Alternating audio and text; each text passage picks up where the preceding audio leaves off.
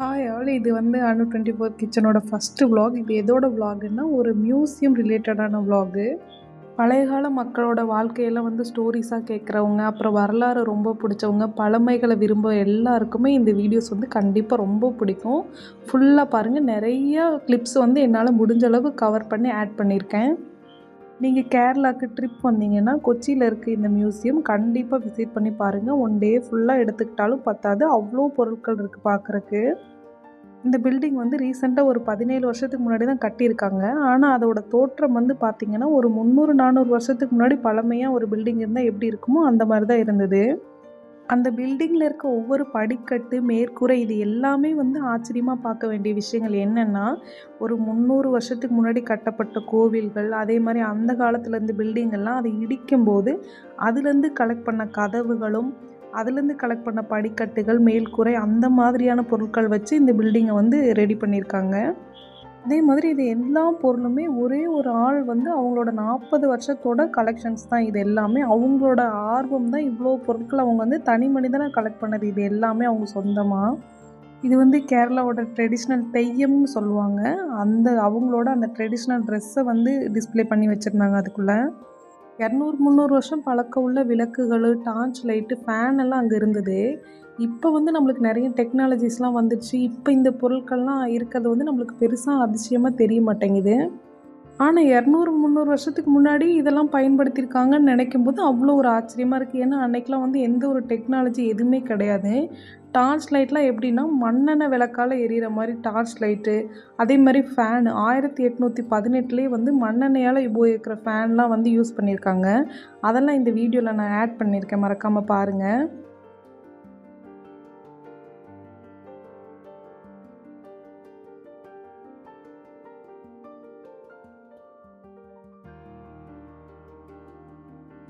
இங்கே வந்து நிறைய ஃபாரினர்ஸ் எல்லாம் விசிட் பண்ணி இந்த மியூசியம் வந்து சுற்றி பார்க்குறாங்க. அவங்க இந்த ஆன்டிக் கலெக்ஷனுக்காக இந்த சின்ன சின்ன பொருளை நம்ம வாங்கி போகணுன்னு நினைப்போம்ல, அந்த மாதிரி சின்னதாக ஒரு 2 இன்ச் இருக்க மாதிரி ஒரு சிலையை வந்து ஒரு ஆள் வந்து விலை கேட்டுட்டு இருந்தார். அந்த சின்ன சிலைக்கு கிட்டத்தட்ட வந்து 8000 கிட்ட சொன்னாங்க. எனக்கே அது பயங்கர ஆச்சரியமாக இருந்துச்சு. அப்போது இந்த மியூசியம் ஃபுல்லாக இருக்கிற இந்த பொருளோட விலைகள் வந்து சொல்லவே முடியாது. அவ்வளோ பல கோடி மதிப்புள்ளான பொருட்கள். இப்போ லாஸ்ட்டு கிளிப்பில் காமிச்ச அந்த சின்ன சின்ன கல் சிலைகள் எல்லாமே 80% வந்து தமிழ்நாட்டிலேருந்து கொண்டு வரப்பட்டது. அதெல்லாம் பார்க்கும்போது எனக்கு ரொம்ப பெருமையாக இருந்தது. நம்ம ஊர் பொருட்கள் வந்து இவ்வளோ இடத்துல இருக்குங்கிறதே, அது ரொம்ப பழமையான பொருட்கள். அதெல்லாம் பார்க்கும்போது ரொம்ப சந்தோஷமாக இருந்துச்சு. நம்ம குழந்தைங்களுக்குலாம் இதை திருப்பி காட்டணுங்கிற ஒரு சந்தோஷம். இதெல்லாம் பாருங்கள், செம்பு பட்டயம். நம்ம வந்து நான்லாம் புக்கில் தான் படிச்சிருக்கேன், நேரில் பார்த்ததில்ல. அதே மாதிரி நிறைய மூவிஸ்லாம் பார்த்துருக்கோம், ஆனால் நேரில் இப்போ தான் பார்க்குறேன். அதே மாதிரி தமிழ் சொற்கள் பதிக்கப்பட்ட ஓலைச்சுவடிகளும் அங்கே வந்து நிறைய வந்து வச்சுருந்தாங்க. சில வேர்ட்ஸ் எல்லாம் வந்து ரீட் பண்ணுற மாதிரி இருந்தது. இந்த கா, உ அதெல்லாம் ரீட் பண்ண முடிஞ்சுச்சு. சில வாக்குகள் வந்து ரீட் பண்ணவே முடியல. இதெல்லாமே 200 இயர்ஸ் ஓல்டுன்னு சொல்லி போட்டிருந்தாங்க. இதெல்லாமே கேரளாவோட பாரம்பரிய பாத்திரங்கள். 200 வருஷத்துக்கு முன்னாடி இங்கே இருக்கவங்கெல்லாம் யூஸ் பண்ண பாத்திரம்னு சொல்லி போட்டிருந்தாங்க. இதோட நிறைய விஷயம் நம்ம இப்போவும் யூஸ் பண்ணிகிட்ருக்கோம். சில பொருட்கள்லாம் வந்து இதெல்லாம் எதுக்காக யூஸ் பண்ணியிருப்பாங்க அப்படின்னு கூட தெரில. நிறைய விஷயங்கள் இருந்தது. அதே மாதிரி இந்த ஃப்ரேம்குள்ளே இருக்கிறது வந்து ஒரு கிளாத்து, எம்ப்ராய்டரி ஒர்க்கு. இது எல்லாமே வந்து கோல்டன் அண்ட் சில்வர் த்ரெட்டில் வந்து பண்ணியிருக்கதா அங்கே மென்ஷன் பண்ணியிருந்தாங்க. இந்த ஆரி ஒர்க்கு, இந்த எம்ப்ராய்டரி ஒர்க்கெல்லாம் வந்து இப்போ தான் ட்ரெண்டிங்கில் இருக்குன்னு நம்ம நினச்சிட்ருக்கோம். ஆனால் 100, 200 வருஷத்துக்கு முன்னாடி இதெல்லாம் பண்ணியிருக்காங்கன்னு நினைக்கும் போதே அவ்வளோ ஆச்சரியமாக இருக்குது. அதே மாதிரி தெரக்கோட்டாவில் பண்ண நிறைய ஜுவல்ஸ், ஆர்னமெண்ட்ஸ் எல்லாம் வந்து அங்கே வச்சுருந்தாங்க. அதுவும் 2000 இயர்ஸ் ஓல்டுன்னுலாம் வந்து மென்ஷன் பண்ணியிருந்துச்சு. நான் சொல்கிற ஏதாவது மெசேஜ் தப்பாக இருந்தால் சாரி. எனக்கு வரலாறை பற்றிலாம் அவ்வளோ தெரியாது. அங்கே என்ன எழுதியிருந்ததோ அதான் வந்து உங்ககிட்ட சொல்லிகிட்ருக்கேன்.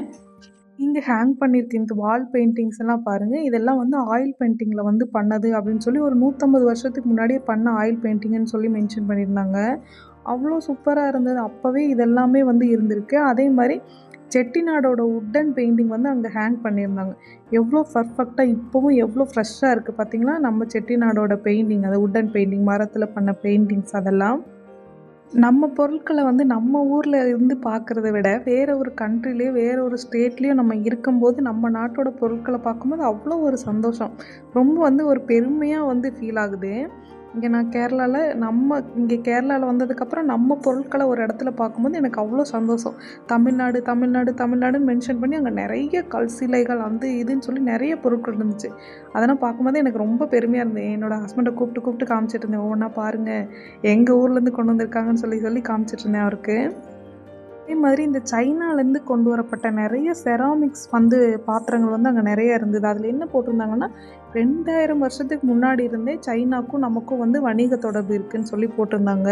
இது எல்லாமே அந்த சைனீஸ்லேருந்து அங்கேருந்து இம்போர்ட் பண்ண செராமிக் பாத்திரங்கள். அதை ஒரு கண்ணாடி இதுக்குள்ளே சேவ் பண்ணி வச்சுருந்தாங்க. ஏன்னா அது கீழே விழுந்தால் தொட்டால் ஏதாவது உடஞ்சிருங்கிறதுக்காக உள்ளே பத்திரமா வச்சுருந்தாங்க. நம்ம ஆளுகள்லாம் அந்த காலத்தில் அயன் பாக்ஸ் எல்லாம் வச்சு தேய்ச்சி அழகாக ட்ரெஸ் எல்லாம் பண்ணியிருக்காங்க. இந்த வீணை சந்தன மரத்தால் பண்ண வீணை அங்கே வச்சுருந்தாங்க. நல்லா இருந்தது பார்க்க. நிறைய விதவிதமான விளக்குகள் பாத்திரங்கள்னு பார்க்க பார்க்க கண்ணே மூட முடியல, அவ்வளோ பொருட்கள். அப்புறம் இந்த தேனெல்லாம் ஊற்றி வைக்கிறக்காக எருமையோட எலும்பில் பண்ண பாத்திரம்லாம் இருந்தது. அது நான் இந்த வீடியோவில் கவர் ஆயிருக்கான்னு தெரில. அந்த மாதிரி தேன் ஊற்றி அதை பத்திரப்படுத்தி வைக்கிறக்காக எருமையோட எலும்பில் பண்ண அதுவும் மூடியோடு இருக்குது சேஃபாக. அந்த மாதிரிலாம் பாத்திரங்கள் இருந்தது. அதே மாதிரி டிஃப்ரெண்ட் டைப்ஸாக இதெல்லாம் எப்படி யூஸ் பண்ணியிருப்பாங்கன்னு கூட தெரியல. அந்த மாதிரியான சாவிகள், பூட்டு, தாழ்பால் அதெல்லாம் நிறையா இருந்தது. இந்த ஃப்ளூட்டெல்லாம் கல்லால் பண்ண ஃப்ளூட்டு. அதெல்லாம் எப்படி வாசிச்சிருப்பாங்களோ என்ன பண்ணியிருப்பாங்கன்னே தெரியல. பாருங்கள் ஐயனார் சிலை எவ்வளோ நல்லா இருக்குல்ல. அதுவும் இந்த ஐயனார் சிலையெல்லாம் 16வது நூற்றாண்டில் பண்ணதுன்னு சொல்லி அதில் போட்டிருக்காங்க. இந்த வீடியோவில் கிளியராகவே அது தெரியுது. இங்கே பாருங்கள் ஓலை சுவடிகளோட கலெக்ஷன்ஸு நிறையா வச்சுருந்தாங்க. ஓலை சுவடிகள் அதுவும் சில இதுலெல்லாம் தமிழ் எழுத்துக்கள் அவ்வளோ கிளியராகவே தெரிஞ்சுது. நிறைய கைவினை பொருட்கள் இருக்குது. அந்த காலத்து மக்கள்லாம் எவ்வளோ ஒரு டேலண்டடாக இருந்திருக்காங்கல்ல.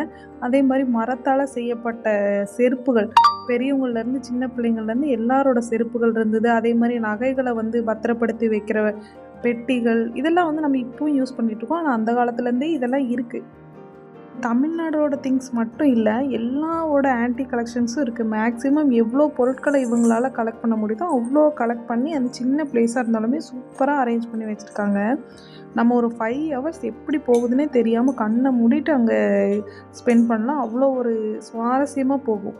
இதெல்லாம் பாருங்கள் காலில் போடுற ஒரு ஆர்னமெண்ட்ஸு, சிலம்பு மாதிரியான ஆர்னமெண்ட்ஸு. தெய்யம் ஆடும்போது தெய்யம் காஸ்ட்யூம் போடும்போது இதை காலில் போட்டுப்பாங்க. சிலதெல்லாம் பார்க்கும்போது ரொம்ப பெருசாகவே இருந்துச்சு. நான் யோசிச்சுட்டு இருந்தேன், இவ்வளோ பெரிய காலெல்லாமா இருக்கும் அப்படின்னு. சின்னதெல்லாம் ரொம்ப சின்னதாக இருந்தது, சிலது ரொம்ப பெருசாக இருந்துச்சு. இவ்வளோ பெரிய காலெல்லாம் இருந்திருக்குமான்னு எனக்கு தெரியல. ஆனால் நிறைய அங்கே வச்சுருந்தாங்க, பல சைஸில் இருந்தது. இது எல்லாமே அந்த வீச்சு வால் இருக்குல்ல, அந்த வீச்சு வாலோட ஹேண்டில்ஸ். இது அந்த கட்டான பீசஸ்லாம் நிறைய கலெக்ட் பண்ணி இந்த பாக்ஸில் வச்சுருந்தாங்க. ஒரு 20% பொருட்கள் மட்டும்தான் என்னால் வீடியோவில் கவர் பண்ண முடிஞ்சுது. இதையும் தாண்டி நிறைய விஷயங்கள் அங்கே பார்க்க வேண்டிய ரொம்ப பழமையான பொருட்கள்லாம் இருக்குது. கேரளா வந்தால் கண்டிப்பாக இந்த மியூசியமும் ஒரு வாட்டி விசிட் பண்ணி பாருங்கள். உங்கள் எல்லாருக்கும் இந்த வீடியோ பிடிச்சிருக்குன்னு நம்புகிறேன். நான் ஏதாவது மிஸ்டேக்காக சொல்லியிருந்தேன்னா சாரி, கமெண்ட்டில் மென்ஷன் பண்ணுங்கள். இது ஒரு ப்ரைவேட் மியூசியம் அப்படிங்கிறனால ஒரு ஆளுக்கு 200 ருபீஸ் சார்ஜ் பண்ணுறாங்க. அப்புறம் ஃபோட்டோகிராஃபி எடுக்கிறக்காக 100 ருபீஸ் சார்ஜ் பண்ணுறாங்க. நம்ம எதை வேணால் ஃபோட்டோஸ் எடுத்துக்கலாம், வீடியோஸ் எடுத்துக்கலாம். ஆனால் எதையும் டச் பண்ணி மட்டும் பார்க்கக்கூடாது. இது மியூசியமோட அவுட் சைடு அந்த காம்பவுண்ட் வால் கிட்ட நிறைய கல் சிலைகள் வச்சுருந்தாங்க. இது தமிழ்நாடு ரிலேட்டடாக நிறையாவும் இருந்தது. கண்டிப்பாக விசிட் பண்ணி பாருங்கள். ஒரு டே எப்படி போகுதுன்னே தெரியாது, அவ்வளோ சூப்பராக இருந்தது மியூசியம். நான் ஏதாவது வீடியோவில் மிஸ்டேக்காக சொல்லியிருந்தேன்னா, உங்களுக்கு ஏதாவது பிடிக்காத விஷயங்கள் இருந்தால் கமெண்ட்டில் சொல்லுங்கள். நீங்கள் ஏதாவது மியூசியம் போய் அது ரொம்ப உங்கள் மனசு தொட்டிருந்ததுன்னா மறக்காமல் கமெண்ட்டில் சொல்லுங்கள். அடுத்த வாட்டி நாங்களும் போனோன்னா ட்ரை பண்ணி பார்க்குறோம்.